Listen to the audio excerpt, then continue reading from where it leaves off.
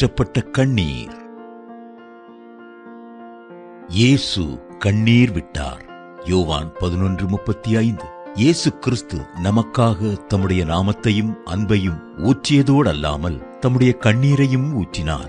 வேதத்தில் பிதாவாகிய தேவன் கண்ணீர் சிந்தினதாக காண முடியாது. பரிசுத்த ஆவியானவரும் கண்ணீர் சிந்தினதில்லை. காரணம், தேவன் ஆவியாயிருக்கிறார். ஆனால் நம்மைப் போல மாம்சமும் இரத்தமும் உடையவரான இயேசு நம்முடைய எல்லா நெருக்கங்களிலும் நெருக்கப்பட்டவராய், நம்முடைய எல்லா துக்கங்களையும் சுமந்தவராய், அவரை நம்மோடு இணைத்துக் கொண்டு நமக்காக கண்ணீர் சிந்தியிருக்கிறார். அவர் மிகவும் நேசித்த லாசரு மரித்தபோது கல்லறையண்டை வந்து நின்றார். அவருடைய உள்ளம் கலங்கினது. இயேசு கண்ணீர் விட்டார் என்று வேதம் சொல்லுகிறது. யோவான் 11:35. ஆம், கண்ணீர் சிந்த வைத்தது அவருடைய அன்புதான். இதோ அவர் அவனை எவ்வளவாய் சிநேகித்தார் என்றார்கள். யோவான் 11:36.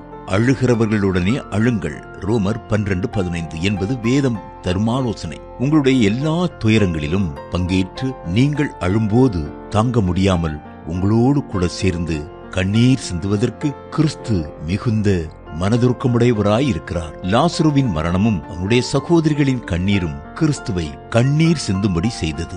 இயேசு கண்ணீர் சிந்தியது சரீர மரணத்திற்கும் மேலாக ஆத்தும மரணத்திற்கே.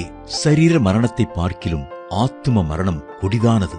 மரித்து போயிருந்த சர்தை சபையை பார்த்து இயேசு சொன்னார், உன் கிரியைகளை அறிந்திருக்கிறேன். நீ உயிருள்ளவன் என்று பெயர் கொண்டிருந்தும் செத்தவனாயிருக்கிறாய். வெளிப்படுத்தின விசேஷம் 3:1. கர்த்தர் முகத்தை பார்க்கிறவர் அல்ல, இருதயங்களை பார்க்கிறவர், ஆத்துமாவின் நிலைமையை பார்க்கிறவர். இயேசு எருசலேமை பார்த்து அதற்காக கண்ணீர் விட்டு அழுது, உனக்கு கிடைத்த இந்த நாளிலாகிலும் உன் சமாதானத்துக்கு ஏற்றவைகளை நீ அறிந்திருந்தாயானால் நலமாயிருக்கும். இப்பொழுதோ அவைகள் உன் கண்களுக்கு மறைவாயிருக்கிறது என்றார். லூக்கா 19:41-42. தேவனுடைய சமாதானத்தின் நகரமாகிய இருக்க வேண்டிய நம்முடைய பட்டணங்கள் சோதோம் குமாராவை போல இருக்கும்போது கர்த்தர் பட்டணங்களுக்காக பரிதபிக்காமல் இருப்பாரோ? ஆண்டவர் நினிவேக்காக பரிதபித்தார் அல்லவா? இயேசு மாம்சத்தில் இருந்த நாட்களில் பலத்த சத்தத்தோடும் கண்ணீரோடும் விண்ணப்பம் பண்ணினார் என்று எபிரேயர் 5:7 வாசிக்கிறோம். அவருடைய கண்ணீர் ததும்பும் கண்களை நோக்கி பாருங்கள். அவருடைய கண்கள் தண்ணீர் நிறைந்த நதிகளின் ஓரமாய் தங்கும் புறா கண்களுக்கு ஒப்பானவைகளும் பாலில் கழுவப்பட்டவைகளும் நேர்த்தியாய் பதிக்கப்பட்டவைகளுமாயிருக்கிறது. உன்னத பாட்டு 5:12.